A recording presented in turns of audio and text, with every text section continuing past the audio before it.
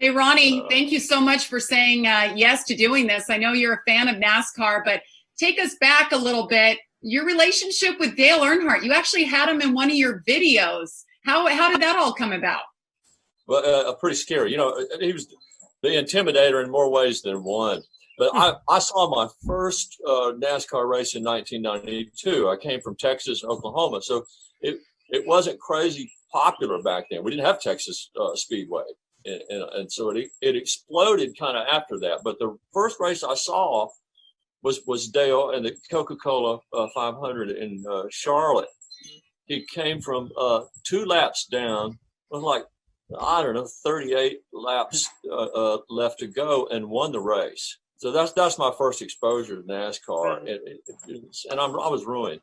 From then on, we were hooked. We went on to get involved with Legends cars and had a little series that we sponsored in Nashville, and just became hooked on it. You said Dale was the intimidator in more than one way. Do you have a story that you could share with us? Yeah. Well, maybe one that I could share with you. I can. You mentioned the video that he was in. It was a big deal for Dale to take a nap and kind of clear his head before each race in his trailer. And I remember some buddies on the crew back behind the track, and it's kind of tense back there. A lot of people, And I didn't want to intrude on Dale's privacy. And they just grabbed and said, no, come back. He's going to be glad to see you. And I'm thinking, no, he's going to kill us if we walk in there and wake him up from his pre-race nap. So sure enough, we did, and he couldn't have been nicer. It was great. We visited, and by the time it was over, I had the courage to ask him if he would go to Vegas and be in the Honky Tonk Truth video. And he said, yeah.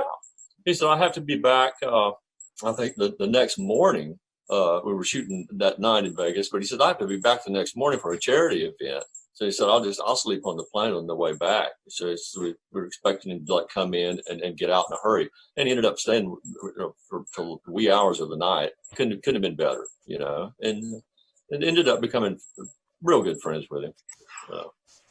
That video is so much fun. You guys all playing the guitar on the Las Vegas Strip. Yeah, we were on top. I remember he and I were on top of a big Hydralift lift in front of the Caesar sign, and looking at all the neon. And he said something about, he said, man, my dad saw me now. It's like he was acting like that was a big deal to him. I'm like, you're Dale Earnhardt. Are you kidding me? This is huge. So cool that just to kind of see the human side of him.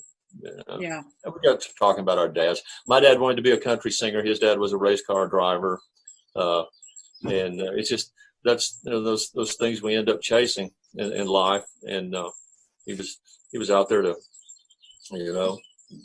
fulfilling part of his dad's dream, and I'm out here doing what mine dream of doing too.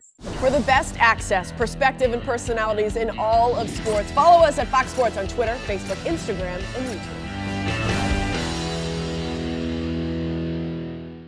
For more great NASCAR on Fox content, subscribe to our channel. It's somewhere right around here.